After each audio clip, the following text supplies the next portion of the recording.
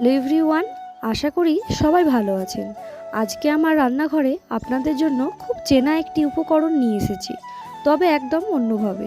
এখানে দেখুন, নিয়েছি অল্প কিছুটা মাছের ডিম, আর সাথে কেটে নিয়েছি বেগুন, আর নিয়েছি পেঁয়াজ আর কাঁচা লঙ্কা।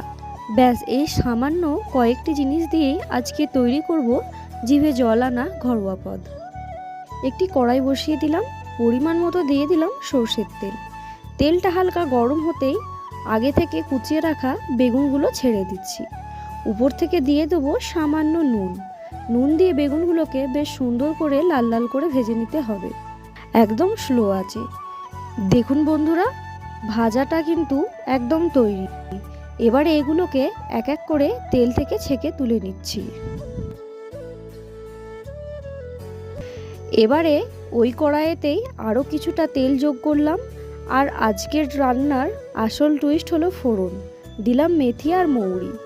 মেথি মৌরির একটা মিষ্টি সুগন্ধি বেরোতে শুরু করলেই আমি দিয়ে দেবো কুচানো পেঁয়াজ আর কাঁচা লঙ্কা।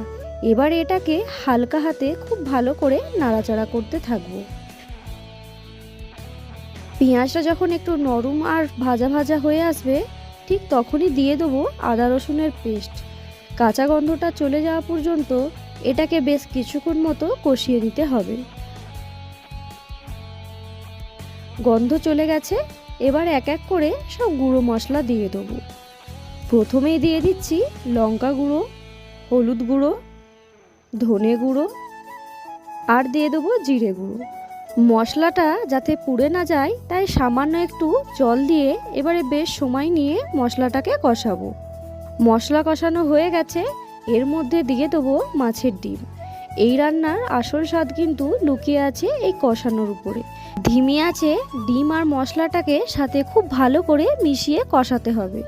আচ্ছা, মাছের ডিমের একটা নিজস্ব উগ্র গন্ধ থাকে, যা অনেকেই হয়তো খুব একটা পছন্দ করেন না।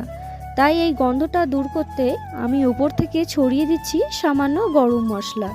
এবারে এটাকে দিয়ে আরও কিছুক্ষণ মতো নাড়াচাড়া করতে থাকবো।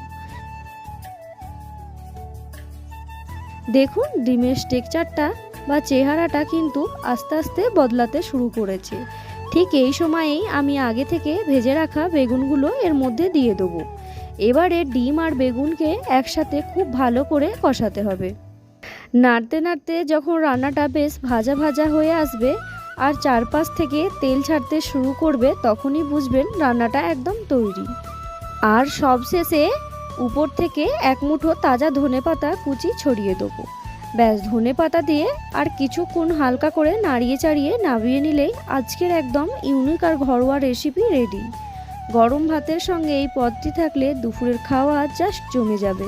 কেমন লাগলো আজকের এই সহজ রান্নার রেসিপিটা কমেন্ট করে অবশ্যই জানাবেন। ভালো লাগলে লাইক আর সাবস্ক্রাইব করতে ভুলবেন না। তবে আজকে আসি, দেখা হবে নতুন কোনো আবারও একটি রেসিপি নিয়ে। টাটা।